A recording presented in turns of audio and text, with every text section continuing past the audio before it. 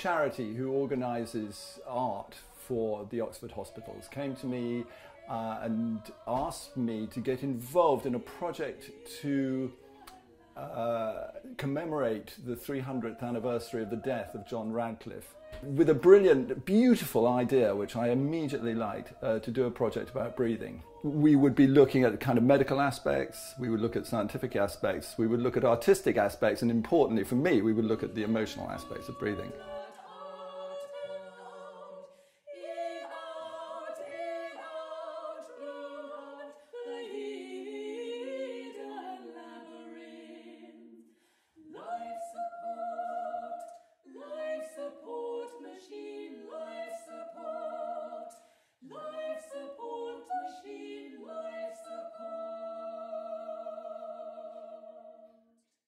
We would make a theatre piece about breathing, but we would surround it with a festival. The first move that we made in planning the Breath Festival was made by the marvellous Abigail Williams, a friend of Ruth's, academic at Oxford University, English literature professor at St. Peter's. She suggested a seminar in which several academics would talk about how breath related to their subject.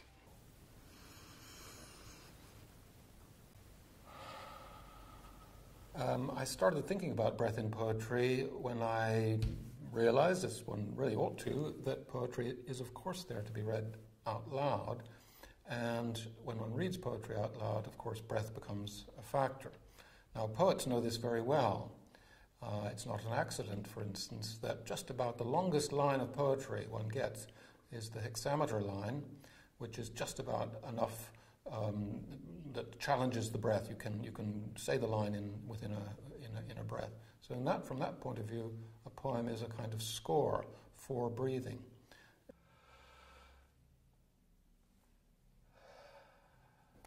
I was very pleased that we were doing something about breathing. The heart tends to get primary place in people's minds and imagination, and indeed in art, that it's the most important organ in the body. But of course they're all important, and it's about time breathing got a bit of a show. It was lovely the way I got involved in the festival, because I was running the Singing for Better Breathing group in Oxford, inspired by other groups in other parts of the country, the research that underpins it. But I thought it was time that I contacted the arts officer at the hospitals, not knowing who that was, because in other places arts officers have been very instrumental in encouraging these kinds of groups to happen.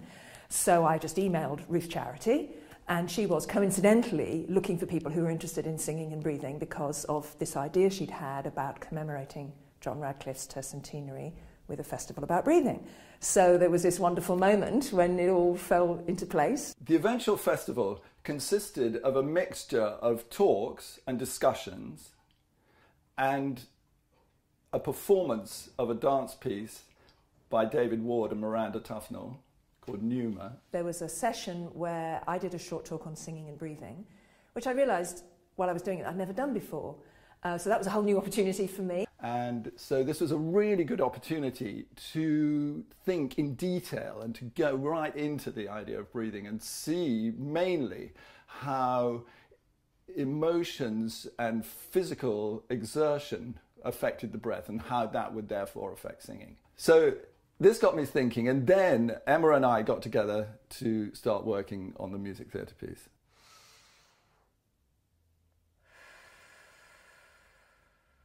There's a strange thing that happens to us when we start to be conscious of breathing, which is that once you make somebody conscious of something that they've always done without thinking about it, there is a kind of level of recognition, humour in that. So the structure of the show was kind of first breath to last breath, big subject. And so we start with something which was essentially very surreal, which was an adult being a baby.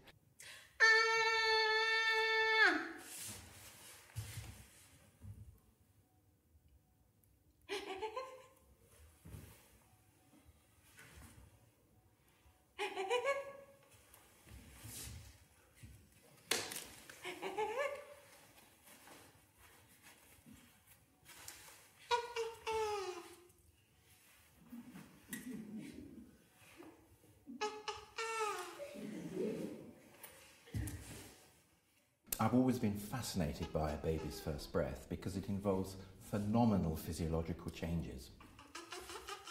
For the first 9 months of the baby's life, it's entirely dependent on the mother for oxygen, and the lungs are redundant.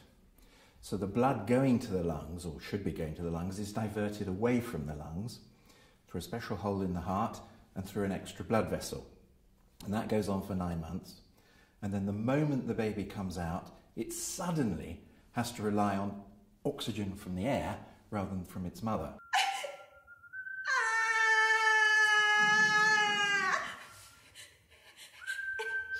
And the way it does that is to snap shut that extra blood vessel that was shunting it past the lungs, close the hole in the heart, and suddenly, within seconds, the whole circulation changes. And the oxygen is now being picked up from the lungs rather than from the placenta. And that is a major physiological change, extraordinary. But there is a problem with that first breath. Because the lungs have been shut right down, almost like a lump of liver rather than a nice aerated lung, the baby has to now expand that lung for the very, very first time. And as you know, if you blow into a balloon, for example, it's that very first bit of blowing into the balloon that's really, really hard. So the baby has to do that with its lungs. So that first breath is one of the hardest it will ever take. So not only is that first breath the hardest it's going to take, it also introduces these astounding physiological changes, all within seconds.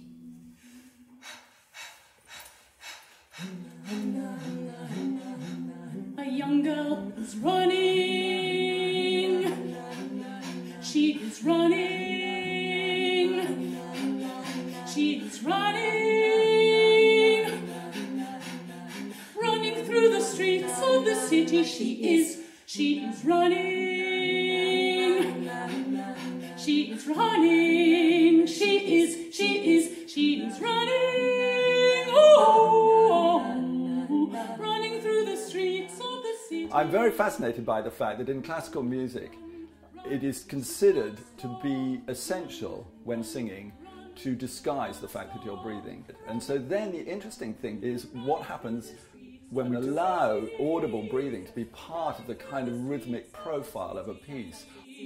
Run, run, run, she can't stop. She run, run, run, she can't stop. Running, running, running, running, running, running, can't stop. She keeps running, can't stop. She keeps running, running, running, running, running, can't stop. She keeps running, can't stop. She keeps running, running, running, running, running, running, running, running, running, can't stop. And as she runs, she dreams. As she runs, she dreams of horses, of horses, of horses.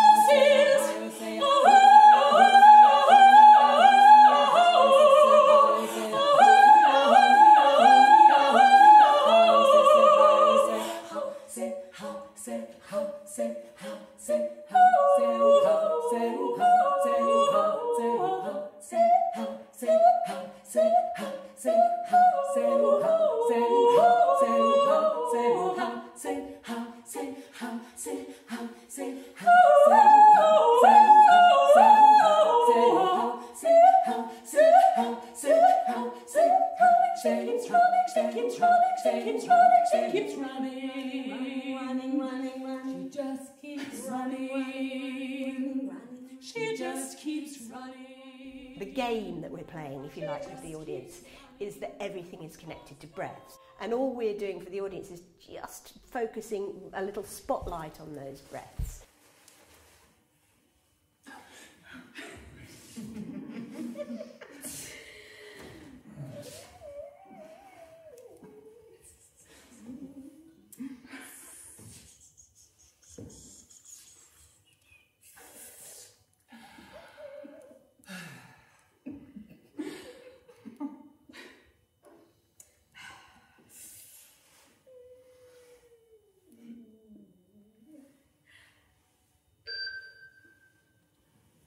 Raising up from my weeding of ripening cane, raising up, raising up, raising up,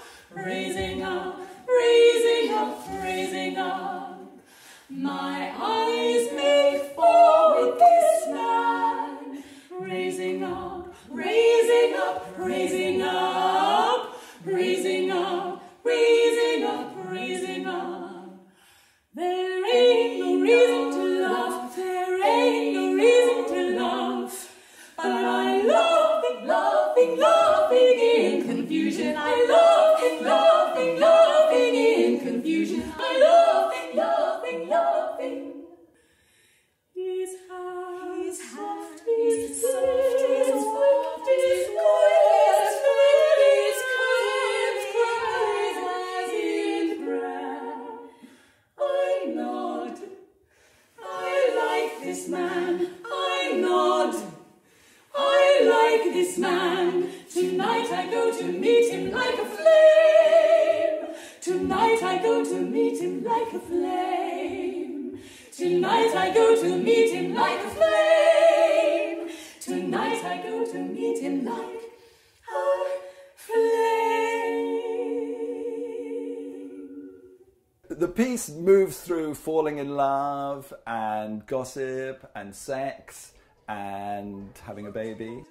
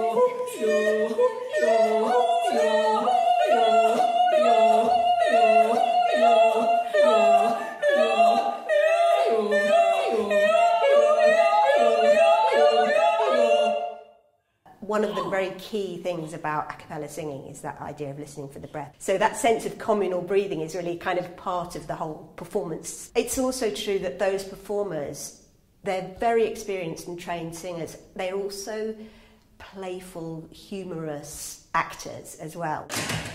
Push out big round head. Don't forget to. Okay. Push out big round head through small round hole. Push out big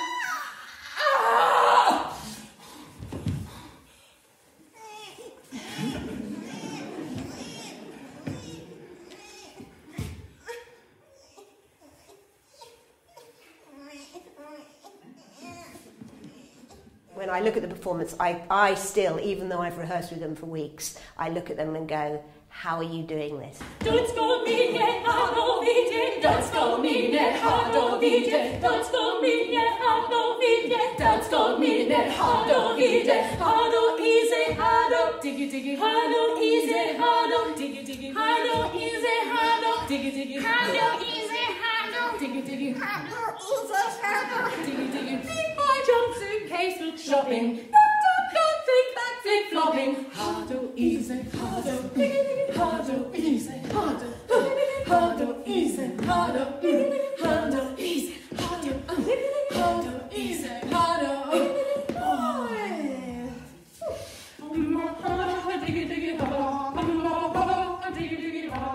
One of the lovely aspects of the piece was the opportunity to work with two small choruses. One, the girls' chorus.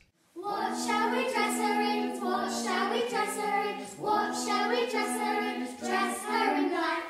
Black is what the mourners wear, the mourners wear, the mourners wear. Black is what the mourners wear, and that won't do. What shall we dress The other, the adult chorus.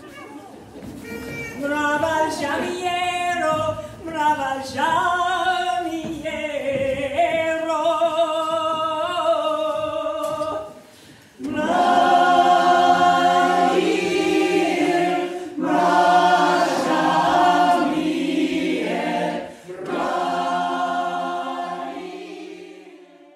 Well, the chorus that came together was a collection of people who didn't really know each other.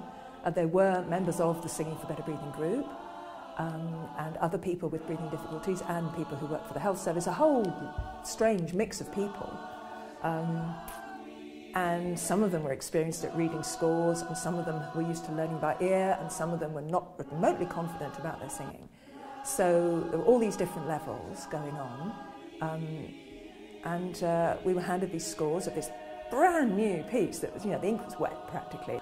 And we just got stuck in. We were working with recordings as well, which was helpful. So that meant that everybody, whatever their level of expertise, could start to get involved. But we sang out every line in the rehearsals, so that in the end, we sang the whole thing off by heart, which was extraordinary. The one poem that took Orlando Gough's fancy was one by a poet called Brockus, and he wrote a little poem about breath. Der vernünftige Geruch. Mit inniglich gerührter Brust und gleichsam überschwemmt mit Lust, roch ich jüngst mehr als 100 Mal. Sing, sang, Seelen zu, Seelen zu, Seelen zu, Seelen, Seelen zu. Mit inniglich geseelter Brust und gleichsam überschwemmt von Lust, roch ich jüngst mehr als 100 Mal, bin kräftig recht durch den Duft von der Violenmadonna.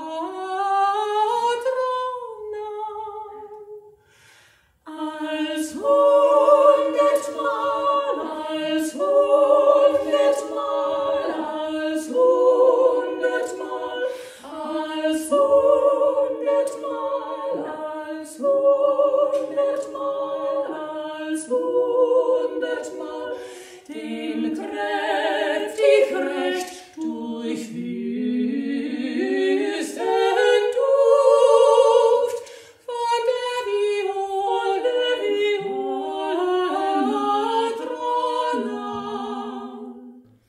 But breath features very strongly throughout the poem, because of course the first half is about inhaling the scent, and then his thought is that his exhalation, the breathing out, ought to be this poem, this prayer rather, of gratitude.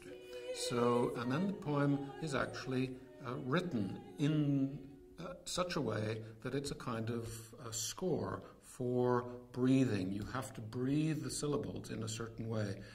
Dir riech ich diese schöne Blume, o Gott, der sie mir schenkt zum Ruhme. Ich riech und freu mich dein in mir, denn du allein vor mir Blume, o Gott, der sie mir schenkt zum Ruhme. Ich riech und freu mich dein in ihr, denn du allein formierst und gibest zur Probe, wie so stark du liebest. Der Blumenpracht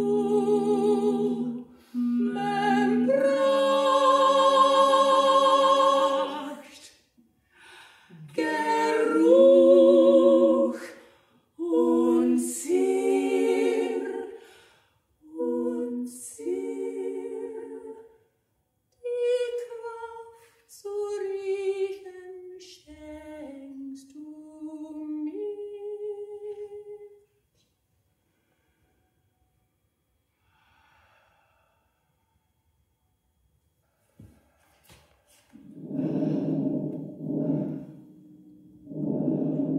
Everybody's listening to their own breathing with stethoscopes, and when Rebecca listens to her own breathing, there's a rattle.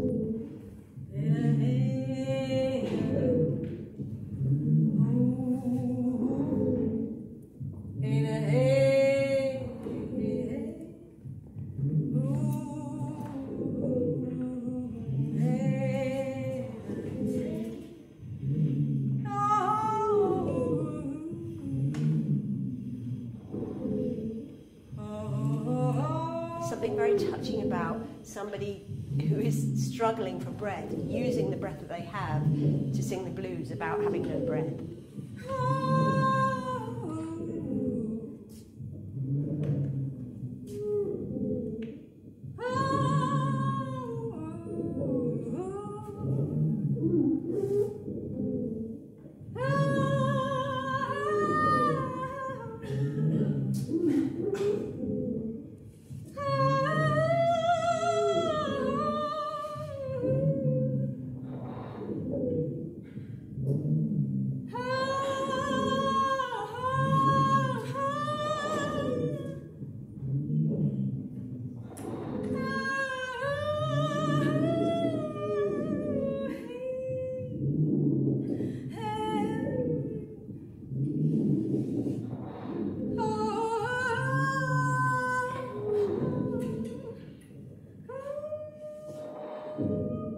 I find it very comforting that somebody who's in this state where they're in decline and they're probably going to die might in some way be somewhere much more beautiful than that hospital bed.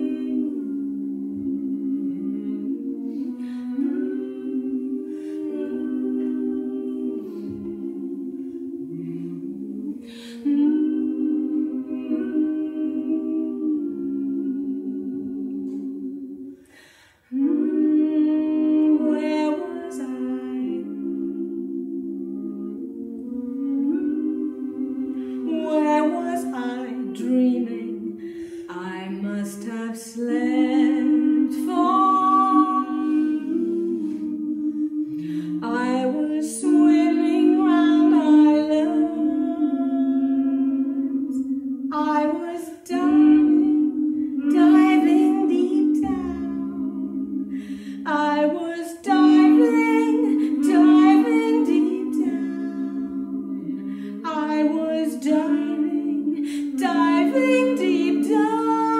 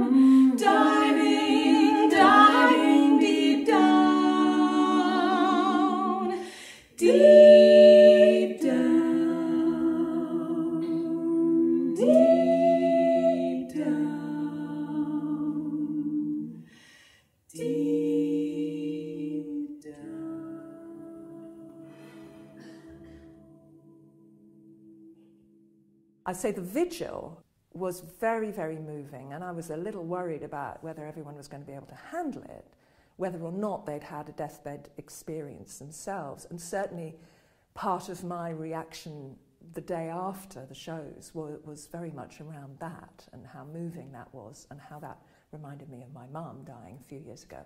So that was very potent stuff, and I think I'd sat on it so that I could deliver. We've come to show you. We've come. We've come. We've come to show you that you are beloved.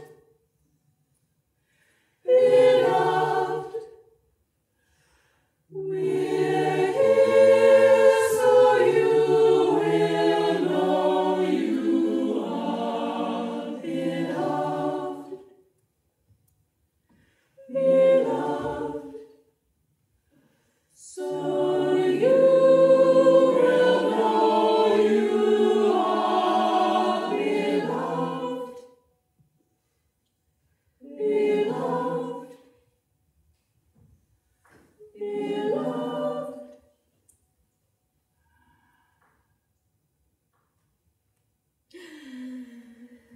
The last breaths that people take, particularly when they're dying peacefully, perhaps from cancer or some other disease, they'll often be unconscious, and their breathing will gradually peter out, and then it will appear to stop.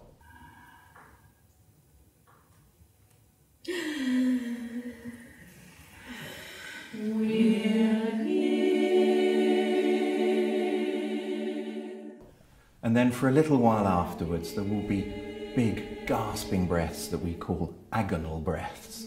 And they really are the first sign that everything is shutting down and that the end has come.